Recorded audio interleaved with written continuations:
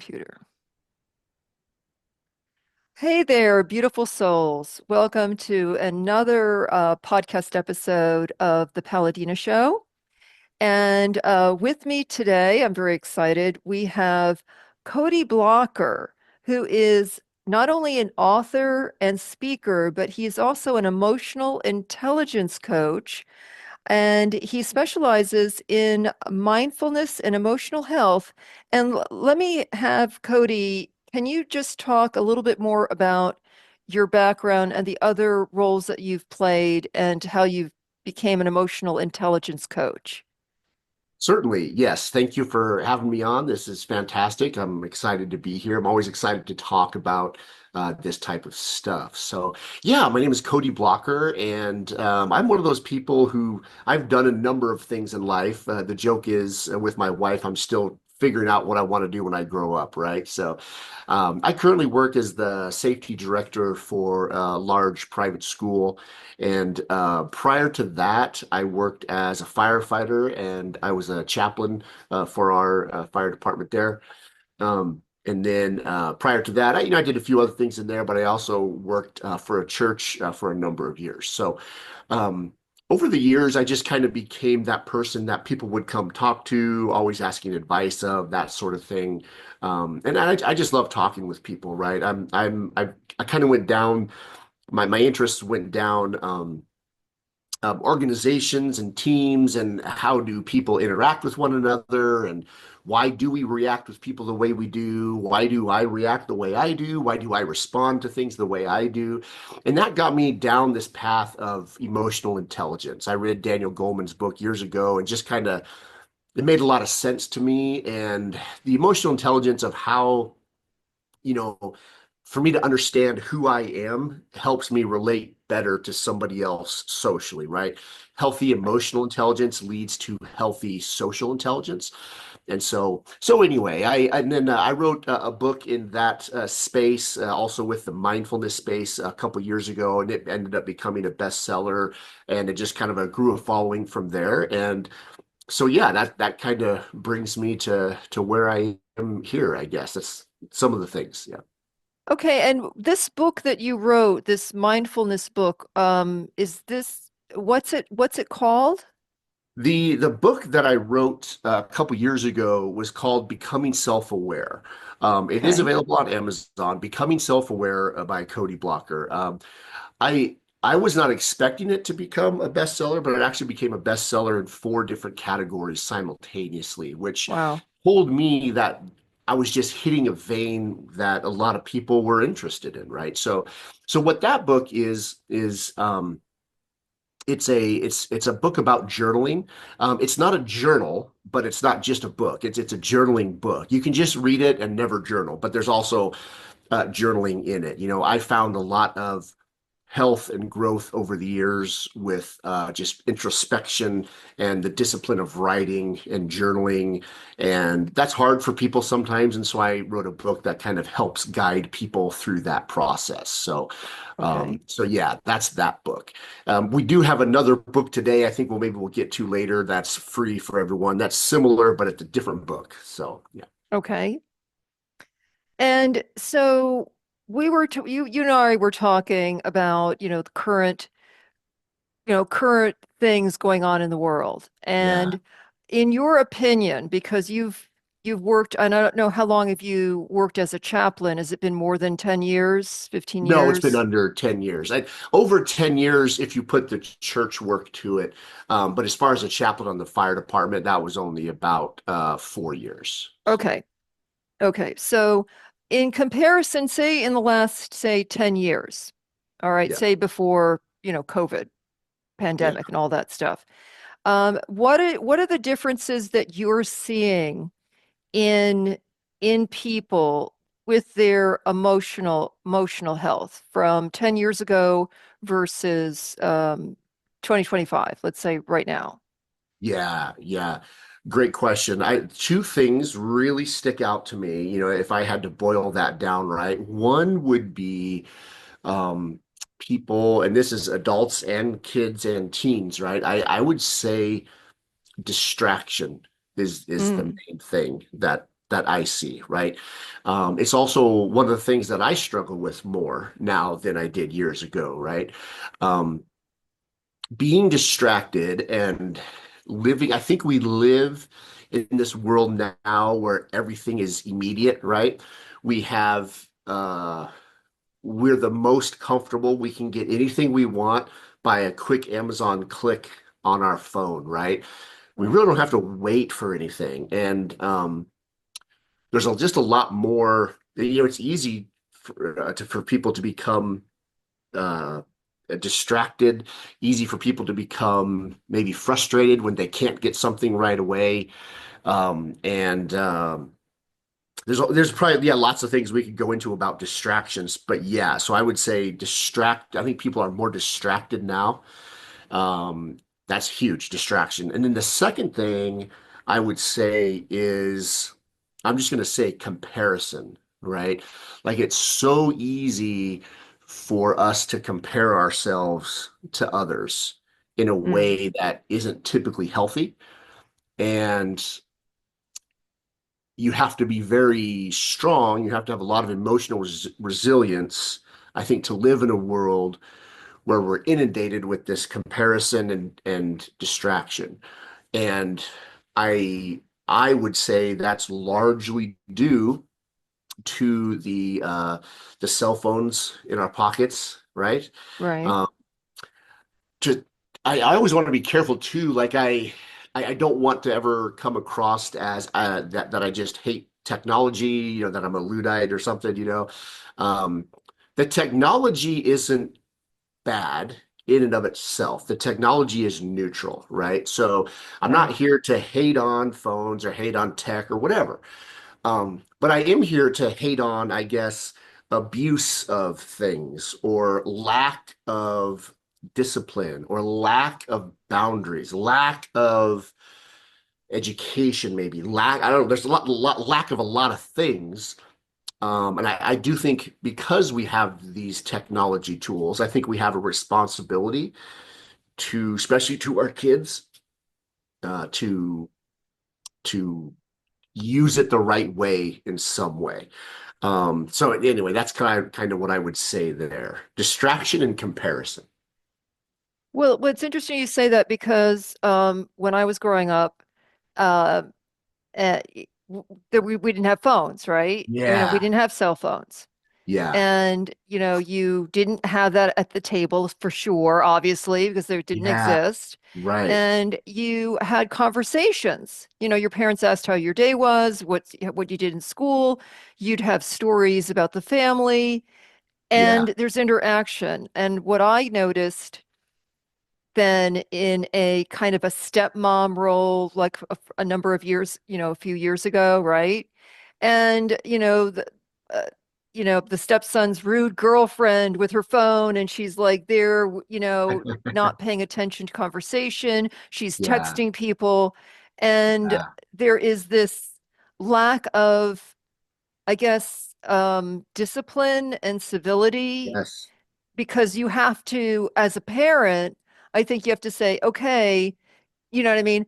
Put your phone away. Just like if you're not going to yeah, answer the phone during dinner, which my father right, hated to do when people called him for right, work during right. dinner time to catch him, Yeah, then you shouldn't have phones, physical phones at the table, right? Is that yeah. something you feel is part of the issue? 100%. Yeah. I mean, if you think about it, the phone issue, right? You and I, we can remember this time. It wasn't that long ago, right? Right. And I want to challenge people too that you don't have to go back to the time that you're describing, right? When we were growing up, maybe that was in the 80s or the 90s or something, But we don't even have to go that far, right? It really wasn't until the smartphone in 2010, Mm, right? The iPhone, the smartphone, I think, took it to a whole new level, right? iPhone 1 was like 2010. It's only like 15 years ago, right? And even then, it took a while for the smartphone to kind of get us into this world where we are now. Like COVID was already 5 years ago, right? It was not that long ago when there was a time when we all completely survived just fine without being glued to this screen, right? Now, again, I am just as guilty as anyone to use that language. There's a ton of convenience with the cell phone. There's tons of convenience with my smartphone, right? So uh, I'm not one of these people who doesn't have a phone. I use it very differently than most people, but it wasn't that long ago, right? Like we don't need the thing for everything that we think we need it for, right? It is Right. convenience. Technology should be a tool. And like anything, when we get convenience, I mean, and then now it's kind of a habit. It's really hard to go back. Like it's really hard to remember just a few years ago that the world was very different, right? And one of the things I've heard, is that we're certainly the most connected technologically, right? You and I can connect over Zoom here. People can listen to this. We're the most connected with our phone. When I have you can get a hold of people through calling them, email, text, all the social media apps, all the different things. We're most connected technologically, but we seem to be getting farther and farther away emotionally, right? And socially. Right. So in one sense, we're the most connected generation ever, but in another sense, we're the most disconnected. And I think there's a lot of truth to that.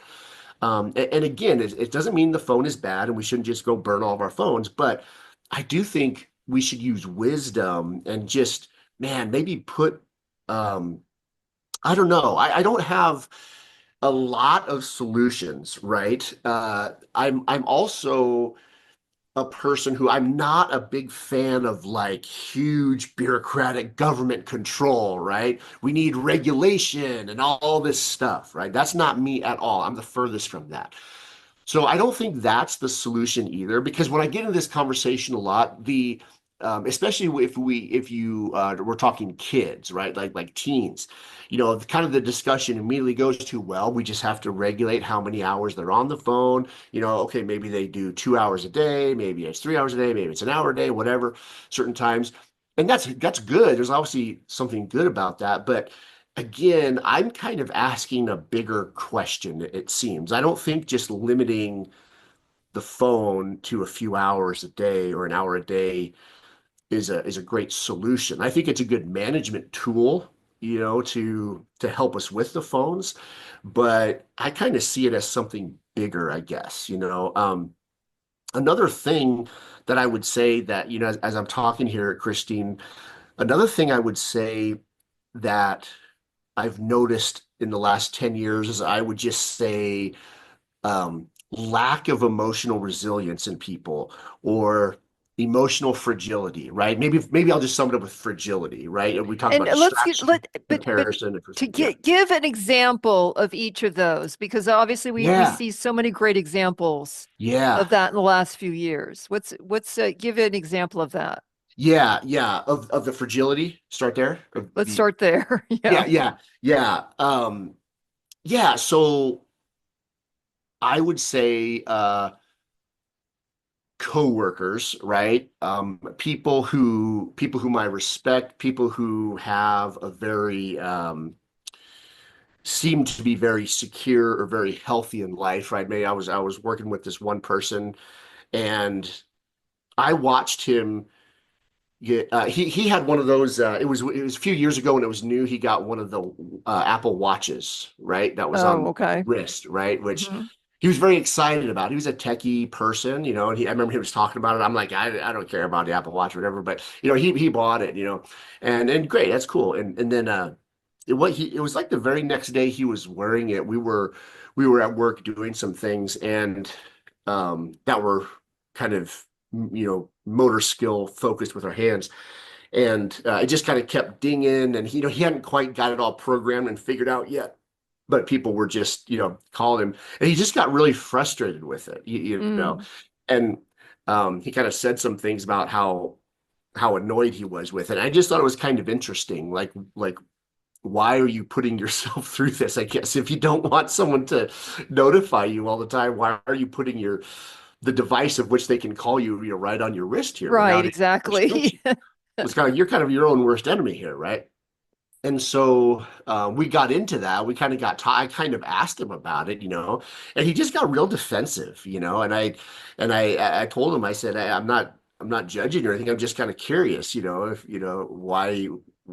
why do you like that device if it seems to be ruining your day so bad, And he So, really but got def isn't that kind of, how can you like something that you're not liking? Doesn't Yeah, that yeah, doesn't that make any exactly. sense? Yeah, well, no, but I think like to him it did because I think he realized. Honestly he had initially saw the what I was bringing out. He saw what I identified, and I, Hmm. I don't think he wanted to own that. I don't think he wanted to be like, yeah, It's kind of crazy. I just wanted the watch, I guess. He was more of he. It's like he had to defend it, right? It was kind of going into that sunk cost fallacy or something. It was almost like he had to fight against that, and I'm like, so anyway, it was just a very odd interaction where he got really defensive and insecure. It felt like, you know. I think, but isn't it psychologically, he most likely thought this is a great thing, and Yeah, yeah, and I'm not sure how they advertise it because I don't even have any desire to get one of yeah, those things, yeah. Me neither. right? Yeah, yeah. I don't need to, be talking on the phone with my watch or Right. whatever, however Yeah, that yeah, thing works. yeah. Um, so I think the psychology is, oh, I'm like, keeping up with the Joneses. Like Yes, a I've hundred got the percent. latest and Yes. greatest, and Yep. it's hard to admit, you know what? I really don't need I don't really like this. This is Yeah, not yeah, really what I thought it would be. It's more annoying than it's worth. But yeah. it then they're saying to themselves, well, I can't keep up with everybody if I admit Yeah. I don't like it. Like I Right. don't like it, but I'm going to say I like it. I Yeah. guess there's this the I duality with this with yes, the mind with yeah, I that. think you're 100% right. I think that's exactly what was going on. He didn't want to admit it. And I just thought it was kind of silly. I could kind of tell we were playing this game. And so I kind of just made fun of him a little bit, because we were good friends. I mean, we were friends, right? Right. And still are. But I just found it interesting, and it's I think the keeping up with the Joneses thing is 100% accurate. This Yeah. idea of and I'm not, and then I'm going to diverge a little bit from here. I'm not going to say my friend was like this, but I think it's very normal. I think it's very common to get into that, whether it's an advertisement or the latest watch or the latest gadget or the latest car or whatever. And man, I think if we get that thing, that will make us feel better, right? That will make me complete. That'll feel some void in me, right? That's why advertising has the psychological effectiveness to it, right? Hmm. And that's all part of us being human. So I think that's there. And so I think as with these gadgets, if we go back to the phone, right? Yeah. So not only do we have all of the advertisement that's keeping up with the Joneses thing, then you have the device that's so expensive. I don't know, more than $1,000 or whatever. Sure. And then that you don't even have to buy it anymore. It's just that, hey, we'll just put it on the monthly plan. Don't even worry about it. It's almost like it's subsidized. It's almost like they they make it so easy to get. It's almost like they force it on you, right? Then you have it. I think also because it's physically small, that's also easier for everyone to have one. And there's just a lot of things that go into it that can be complicated for us socially. Yeah. Okay, but so on that point with it, because we were talking about an example of a like an upset, like, right, Yeah. like because Yeah. you were talking about something that could be like an annoyance that you're Yeah. seeing that people get more irritable Yes. quicker about something. And Yeah. so that's one example of that, right? Yeah.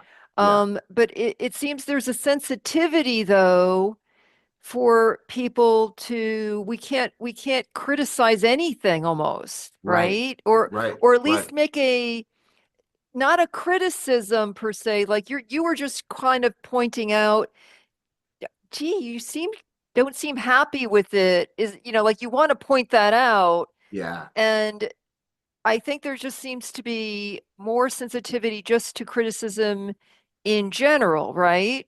Like Yeah. people I, are I would just totally really on agree. edge. Yeah, and I would say I this and I would relate it back to there's probably multiple reasons for that, but I think a huge, strong reason for that, especially within these last 10, 15 years, is if you think about this idea of fragility or emotional resilience, right? We develop that through social skills, through social interaction, right? As human beings, and Jonathan Haidt has a lot of research on this to go back to kids, right? When kids can have free play and they can kind of, they're kind of unmonitored, right? They kind of have to learn to solve problems themselves. They have to kind of have to learn to solve these social problems and to develop these social skills, whether it's reading body language or learning how to articulate my thoughts or learning how to defend my ideas, right? Whatever it is socially, I think we start developing that as kids. And I think we do it all the way through adulthood. When we do it a different way in our 20s, we relate to people, we learn different things in our 20s and 30s or whatever, different jobs, different environments. And I think if you remove a bunch of that social interaction and replace it with a screen, right, it's just not the same. And I think I can get more with a screen, with the safety of the screen, if somebody offends me, right, I'm more willing to say something back, leave that rude comment. It's like I know I'm not going to get punched back or made fun of, right? So I'm willing to do so much more bad things because I have the phone versus, if people were face to face, you wouldn't say that about the other person, right? So Right. again, I think the technology and the screen kind of enables us to live in a way where we don't have to have emotional resiliency. And then again, I'm not a scientist. I can't prove any of this, right? But it just looking at this with common sense, I go, man, it makes perfect sense why everyone's offended now, I don't know. No, and that's a really good point because the example of this rude girlfriend, right? Yeah, yeah, Of my former stepson, um, had no problem. She could text any of us. And yeah, she was, again, she also had issues. She had a criminal background since she was a juvenile. She sure, had yeah, issues. Okay. There was yeah, no question on that. But yeah, I mean, because she could hide from the screen. yes, So she's yeah, not in your face saying it to you. right, She yeah, could just start lambasting you yeah, through text messages. yeah, And, yeah. Oh, and it's upsetting because at the same time, it's like, let's talk about it. yeah, She yeah, would never yeah, want to meet face to face right, to have a discussion with the family yeah, and get clear the air or right, whatever yeah, whatever it was. And right. I think, and I do see that, you do see that more online where Twitter, someone can post something and then there's all this maybe angry dialogue back and forth and people can be rude, you know what I Yes, mean, say these yes, rude remarks because they, yeah, they're not face to face. right. Yeah, it's So enabling rude behavior. I guess yeah, that what it boils down to, right? And I just, man, common sense. I think we can look at that and go, that's just, I don't think that's good for society if we're just going to right. enable rude behavior. Yeah, and I think we're beginning to see some of that now, and the device or the phone, it's like, oh, like the friend of mine that got the watch or whatever. I think it kind of promises something different. Like I think it promises convenience, promises speed. Oh, look, you can do these things faster. Okay, and but then okay, that I mean, is that a solution trying to find a problem? Like yeah, faster communication or convenience and efficiency and speed of communication, I think is really good for certain situations, but maybe not 100% of our lives, right? Like maybe speed isn't the answer to everything, Well, I right. And as we see that 5G has its own issues because it's microwave technology, it's not the don't healthiest yeah, signal to be, yeah, sending around to everybody. To yeah, me, 2.4 gig still is fast enough for me to Yeah, text, you know what I mean? Look up right. something. How much Yeah. faster do you need it to be? You know what I Exactly. mean? It's Yeah, like, exactly. Yeah, and I think and so maybe it starts off innocent that way or whatever. Maybe someone had good intentions or whatever, but it's just too easy to now we're sucked into and we demand this speed. It's like that old, I think like Seinfeld or somebody, or maybe it was Jim Gaffigan has an old joke about he's on a plane and the Wi-Fi isn't fast enough and he's like really angry, But he's like, wait a minute. It wasn't that many years ago when we didn't have any internet on the plane at all. So just right. relax, like why do we need it? I think is a bigger question. I'm not saying it's all bad. It can be used for good, but just to let anything like that control us, right? It controls our emotions, it can control our social interactions, it can control so much. And now we're just helpless victims because we're addicted and the dopamine and all this stuff. Like, man, it just common sense. I think we could look at that and go, man, I don't think that's wise. Right. It's not emotionally healthy for Yeah, us to get all upset over somebody's Twitter post about a certain news event yeah, and start berating each other or yeah, be demeaning. Yeah, yeah, it's not uplifting right. to Yeah. society. And there's So something, so yeah, so yeah, go ahead. Cody, speaking about that, what what does your I mean, when you talk about this term teens off screens, Yeah, is this yeah. some sort of either talk that you do, or is this a program to get more teenagers off their phones and be more interactive, one to one with people?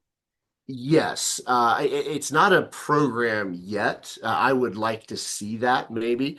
Right now, it's just, man, I wouldn't even say talks right now. It's like conversations. I've done a few webinars, right? Just stuff like that, this idea. And it's one of those things that every time you bring it up, like everyone is in complete agreement, right? There's no one that says, no, you know what, Cody, I think what's better for our kids is that they need more screens, right? So I just find that interesting one. So it's not a big, I have maybe visions, I guess, for maybe something, maybe that's a public health initiative. I don't know, public safety talks. I don't know. Maybe it is something big. But for right now, it's me just brainstorming and kind of just, you know, chewing the fat on this issue and to try to get feedback from people. That's why I'm excited to talk with you about it, just to like hear. I want to make sure, I guess, that I'm not the only crazy one or whatever. So, No, yeah, you know what I no. mean? I Like, mean, it was a so, definite concern to me, and when I, mentioned this to my ex, I said, "How rude is it that yeah, she's got her face in her phone? We're yeah, sitting down to dinner, you know what I mean? And they're yeah, only here for another, you know what I mean, hour or two visiting us, yeah, and we don't certainly take our phones when we were at their apartment and we're on our yeah, phones sitting at the table. We're all yeah, just conversing and socializing and all right, that. No one's got their phones, you know what I yeah, mean, on them looking right, at it, right? So, yeah, and let me give you an example of how some parents deal with this. And let me give you an example of how my dad yeah, would have dealt with this. yeah, All right. It's that when you're sitting down at the dinner table, you don't have school books with you. You don't yeah, have your right, rulers. You don't have your calculators.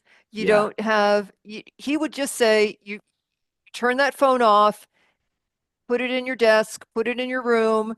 yeah, It's dinner time. right, right, And, yeah, and, and we would do that. I mean, yeah, because it's like, okay, it's dinner time.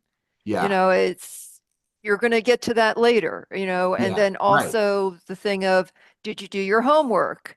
hmm right, Not right, yet, whatever. yeah, Okay, well, you can start going back on the phone when you've completed your math assignment for tomorrow. right, right, It's yeah, setting these guidelines yeah, that, because as you expectations. said, it's a distraction, Uh-huh. right? Yeah. The Right. phone. Right.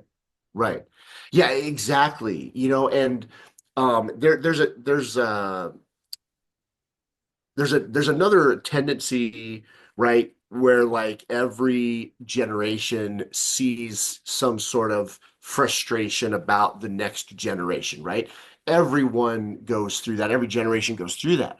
So I'm not saying we're different and this conversation we're having, I'm sure that my dad had the same conversation with his buddies about me watching TV or playing video games or something, right? So it's always there. However, there is something different. It's like with the screens and the internet and the social media and the dopamine of these last 10, 15 years. I think it just put that on steroids, you know. So I think we have to be more intentional about it.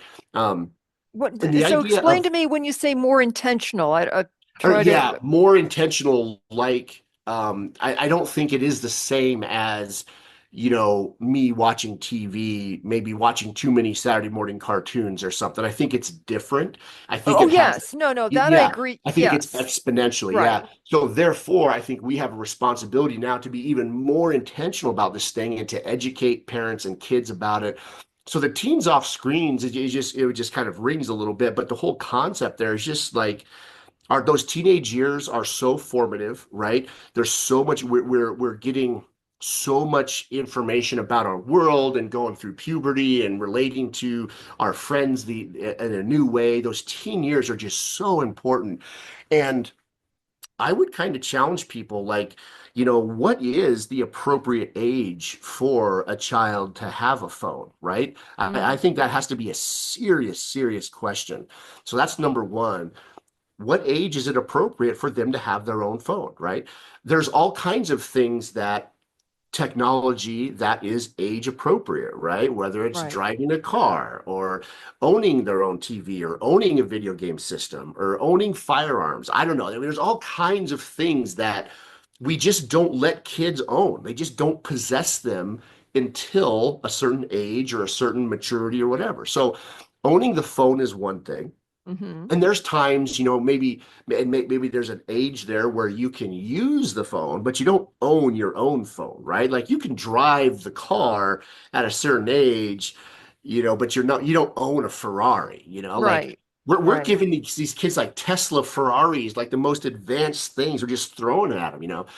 And then owning the physical device is one thing, but then I think you could own the phone and start to use it without having access to the internet and without having access to social media, Right. right? We kind of put those three things together: phone, internet, social media. When a kid gets a phone, they kind of get all three of those things dumped in their lap. But those really are three separate things. And I think we need to separate out those things. Maybe should get a phone at a certain age. Maybe that phone can have access to the internet at a later age, and then maybe some other age you could have social media. I don't know, right? And I don't know what those ages are. I know what people are recommending. I just know that without any intentionality and any boundaries at all is not good. Right. So Oh, yeah, exactly. and that's where we are now, right? Just Right. give them the phone, and we always tell ourselves why. Well, it's for safety. I want them to call us, blah blah. Okay, that has a purpose, but that's not why you're giving them the phone. You're giving them the phone at age 8 or 10 or 6 or whatever because their friends have it. And because the other parents that keep it up with the Joneses thing, you know, like, well, you're a bad parent if you can't let your kid have a phone. You know what I mean? I think that goes into it. Well, let me ask you a question because I don't know how many parents or groups you've spoken to, Cody, because I've not heard that. Now, I may be wrong because I'm more isolated with speaking more to adults with, toxicology services and detox Yeah, and stuff in yeah, terms of social media affecting children, but yeah, it is a concern. yeah. Is it more of because for 8-year-olds or 10-year-olds that you want to have them to have a phone to call you in case of emergency, can't you just give them a little Motorola? Exactly. A little flip That's not phone. exactly a smartphone. Correct. They do still exist. Absolutely. Yeah. And I think there needs to be, and that's when I say intentionality, that's what I talked about is then, okay, if you really want if your 10-year-old really needs a communication device to you as the parent, then do that. that's a flip phone or a track phone. That's some separate Right, thing than right, some internet-based, smartphone with pornography and all kinds of other stuff, right? And I think too many, yeah, yeah, those are different things, I think. right. And I think parents right now don't think of that. They just go into the Verizon store or whatever, and they're like, well, we just get this one for another, what, $50 a month, and it's the same thing. And I'm sure it's fine, blah, blah, blah, blah, blah. And I'm like, And that's ah, interesting. You'd think parents would think about that because I've been immersed in technology since college days. yeah, And, okay, a mainframe and then local area networks. I was there on the ground floor, with all nice. that stuff. So Yeah, I've seen the growth of technology from like over the last 40 plus years, right?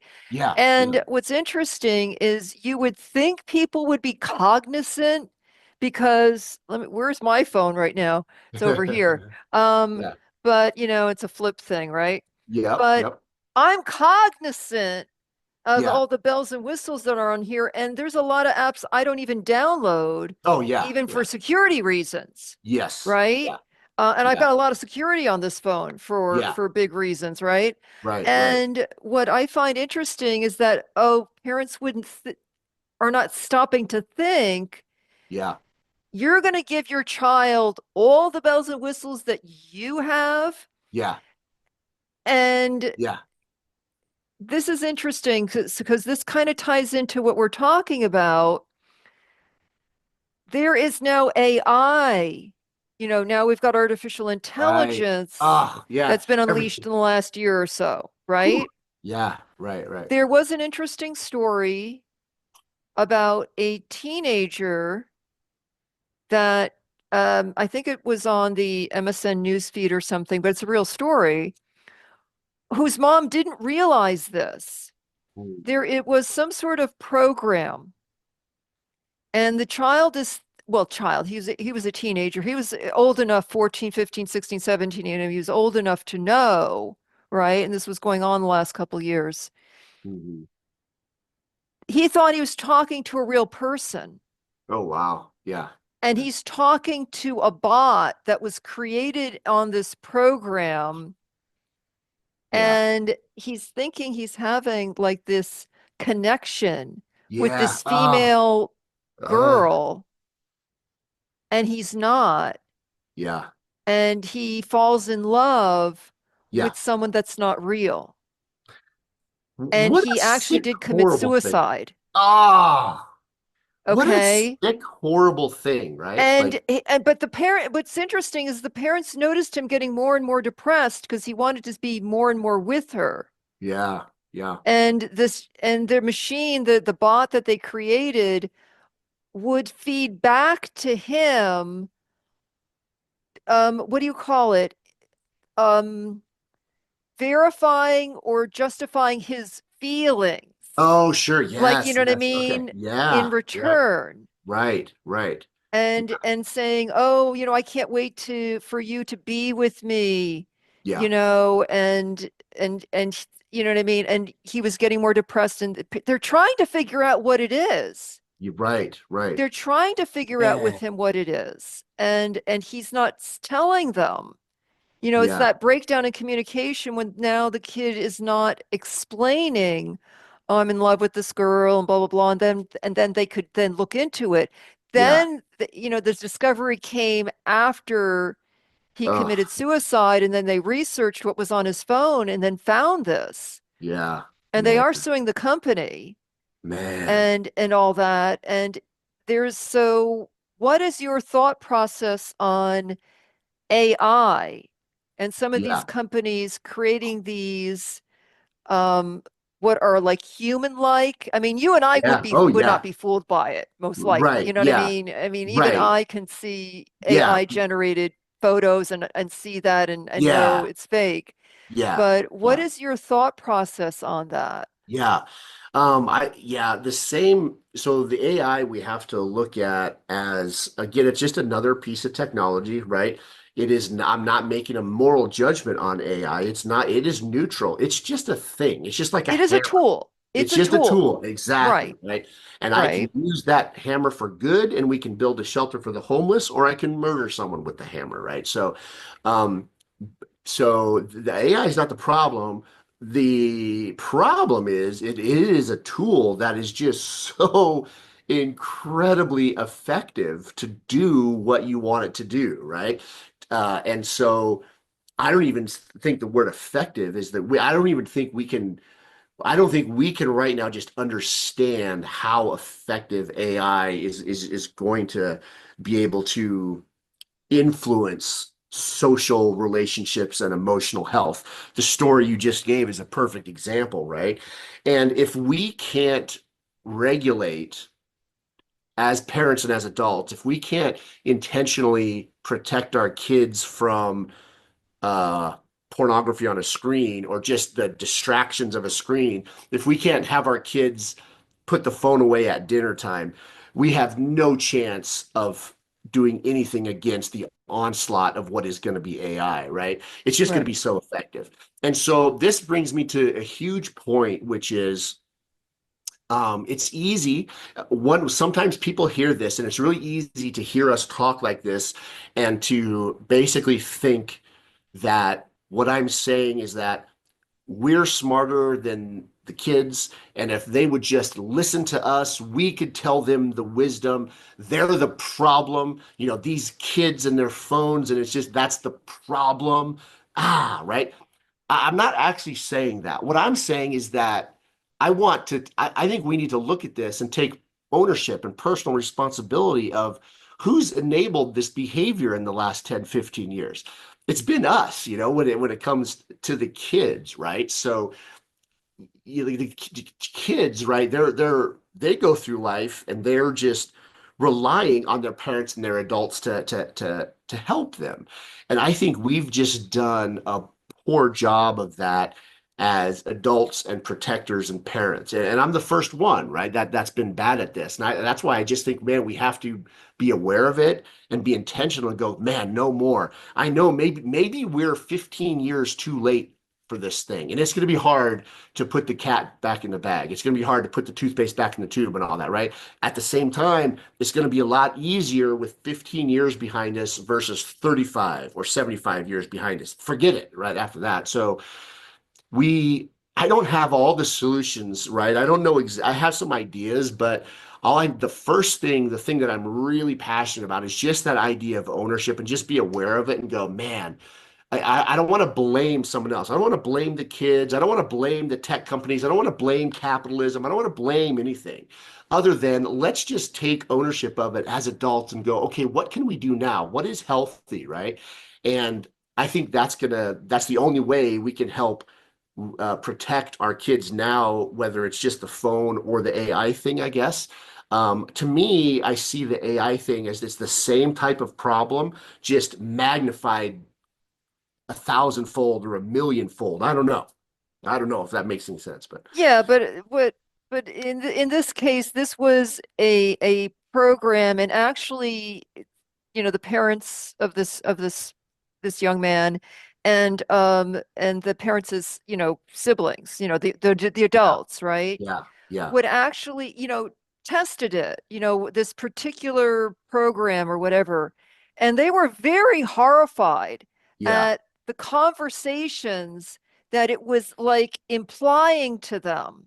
yeah, Was very, very disturbing. yeah. So, and that now that company, of course, has, try to do all sorts of, safety measures and Oh other yes. Oh yeah. things. Yeah. But at the same time, you know what I mean? It's Yeah. still an issue with this kind of strange creating like human-like, Yeah. people that have Yeah. Oh, it's so conversations but weird. are just not, um, I mean, obviously, it's not the same as talking to a person, right?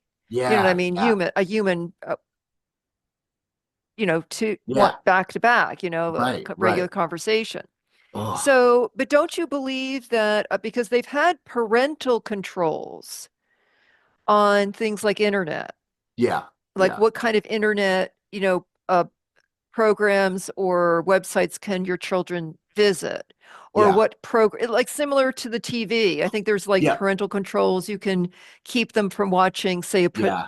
the Playboy channel, or, or certain Right. things, Right. right? Yeah. So do you think there Yeah. needs to be more parental control or guidance that parents Yes. should be doing on programs on the phone, like social media? Yeah. 100%. The first thing, it comes back to no one's going to do anything they don't believe in, and no one believes anything they don't understand, right? So education is always the first part of that three-step process, right? If we want to affect change, if we want to affect change in behavior, it starts with education. So I think the idea of educating parents and kids and teens and everybody, I have ideas where I think there should be classes in school about AI or social media or the internet, because right now you just have school and then maybe someone talks about internet safety or you use the computer for this. I think we're so far beyond that. AI and how to understand AI and use AI and interact with AI safely, that should be taught 4 years in high school. It's probably just as important as math or something, or reading, like I that's where I think it should start. I think education is the first thing. And as far as the parental controls, obviously, yes, that's going to help. The problem with the parental controls is we have the enforcement issue, right? The manufacturer, or they can say, yes, these parental controls are on the device, and don't let your kids do this. And the parents shake their head and they say, yep, I won't let my kids do this. And then they go home, and then it's kind of like, it's okay, right? So there's not the enforcement of it. And whatever that is, that's more of a moral discipline issue. I don't know how to get around that other than the control on the device, if the device has some sort of control on it technology wise, it just means nothing unless the parent is going to enforce it. And I think the Right. problem we see a lot of times is that those controls, like even on the phone, and a TV may be different, but with the phone and a laptop and an iPad, I know that the IT experts and the administrators at school and the parents, they can put all the firewalls and all the locks on them they want, but the kids just know how to get around them, right? The kids know the technology way better. They're on pornography in the classrooms and they know how to get around all this stuff. And I think maybe in another generation, those kids who understand it are going to be able to help regulate that. But the adults like me and the IT people, we are never going to understand it as good as those kids are. They're just too fast. They get the latest patch or whatever. So we have to be aware of that. So yeah, a parental control or something is obviously very helpful and that's a good tool, but it still doesn't really solve the problem. The problem is like this bigger, like discipline moral issue. Because I like to go back to cars. I think cars are a great analogy, right? Because there was a time from, 1910, 1913, the wide mass production of the Model T, Henry Ford, right? From about 1913 until about 1930, there was a lot of time there where that's when everyone was figuring out automobiles and roads and gas stations and seatbelts. Seatbelts, I don't think came till way No, later, seatbelts didn't like come for a 50, while. yeah, That's like way right. later, right? You're right. Safety issues of the automobile, right? And Uh, there was so many deaths because there yeah, was no stop signs. yes, yeah. There was Traffic no lights, like because it wasn't. It lanes, was, like stay in the right-hand yeah, lane. There yeah. was a lot of deaths in that Yeah, because time we're period. within that first generation, right? The Yes. kids are growing up with it. They don't know the adults that are in control of it. They don't know how to teach the kids. They're kind of learning this new thing, and the kids driving the cars, right? There was no. You could drive a car at a very young age, especially in rural areas, right? There were no driver's licenses. The driver's licenses that did start were just kind of sporadic and state, and there was no consistency. And then for a while you had a driver's license, but then it was many years later before you had to actually drive in order to get the driver's license, right? So that whatever that time was of that 20 years or whatever, I think we're in that right now, right? And the difference is though, we're not in a time where we started with like this archaic Model T that only went very slow, right? We started with like these full powered Ferraris and sports cars, and we're just handing them over to our kids, right? And there's no traffic lights, there's no regulations. Like, hey, here you go, have this at home, have this at bed in bed at night, and go, lose sleep at night because you're getting all these notifications, and you're comparing yourself to these Instagram models, and you're feeling horrible, and all like, and you're losing sleep, like how many of us would we just give our kids, hey, you can have this TV that fits in your pocket, and you can watch any movie you could ever watch. You could watch any television show you could ever wanted to watch. I mean, you could communicate with anybody that you could ever wanted to. Like and we're just going to give it to you and just trust you with it. Man, I just look at that and go, nope, that's not good. It's not good. So then are you then, it sounds to me it would be helpful because you're a chaplain, your dad as well, right? Yes, three kids. You're okay. So I think it would be, and you've got this best-selling book, Become Self-Aware, and you're an emotional. I really do feel, Cody, that uh, either webinars or I think these would be fantastic um, tools for parents Yeah, because the example I can, send you the link about that story. I yeah, mean, this is not going to be a one-time incident. correct. There's a lot of Yeah, things going on with kids getting immersed in more in, body self-awareness and yeah. body shaming and Oh, kids making it easier to bully and body shame and yeah, all sorts yeah. of doing all these crazy stunts Yep. Yeah. that social Just trying to media do makes something a big crazy just deal, to get deal out likes. of, Oh, yeah. right? Yeah. So I think you really do have, a great audience to I speak hope so. to because I know you're Yeah. saying you probably don't know the answers, but I think you do have Yeah. quite a bit of answers. Yeah. My biggest answer for it is you don't give your kid a Ferrari Yes, you're when they right. can't, Yeah. they're not ready for it, right? Right. Right. Yeah. Give Kids can them some things drive. very simple. Yeah. And they could learn how to drive, and they could learn how to drive a Ferrari, but it takes Right. years of guidance. And that's right. You don't give them a Ferrari, you give them that used Honda the first time, right? Right. You know, or Right. whatever. So Right. yeah. Yeah. But so as we wrap up for this episode, um, give us some ways that people can reach you. And I understand you've got a book that's free that you Yeah. that you want to give to people. So can you give us Yes. some information about that? Absolutely. The link to just download the free book, I know you'll put that up where the link itself is too long to I can't memorize here. But so if you're on a platform where you can click the link, we'll have a link for the free book. If you're listening, just email me at info@avoidthefight.com. Okay, it's just one word, info at avoidthefight.com. AVOIDTHEFIGHT.com. If my spelling is correct there. Getting a hold of me through email, whether it's emailing me or downloading the book, is the very best way to get in touch with me and support this concept and support this idea here. Because we're at the point here, we're just every one person, if there's only one person out there who listens to this and emails me and who wants to talk about it, then that's a win for me, right? So um, I just want to get into containers with people who are like-minded, right? And then from there, I can kind of bounce more ideas off of, and we can kind of synergize. And I know everyone who's passionate about this or something like it has something to offer. It's just like any other thing that begins, right?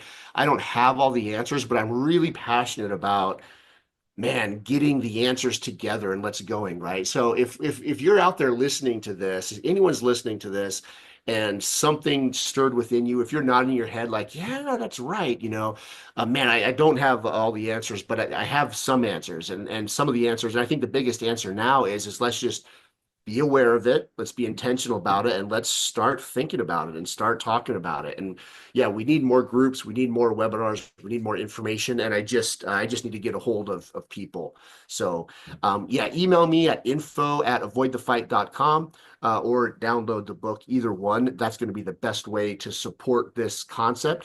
And get a hold of me about it. The book, if you download the book is called Mindfulness Made Simple. Okay, it's a very short ebook where I share nine of my most important and I think the most crucial elements of mindfulness and self-awareness. And if one practices these things, I think you become aware of these cultural issues and this issue of teens off screens or the negative things of technology, I guess. So Okay. Wow. I mean, this is very informative. And thank you. basically, we're talking about something that is on a lot of people's minds when they're Yeah, thinking about kids and social media and, getting, immersed or like you said, completely distracted yeah, and emotionally out of touch or yeah, emotionally upset is a very important issue. It yeah. really is. Absolutely. Christine, thank you so much for having me. I could talk about it for hours, but Right.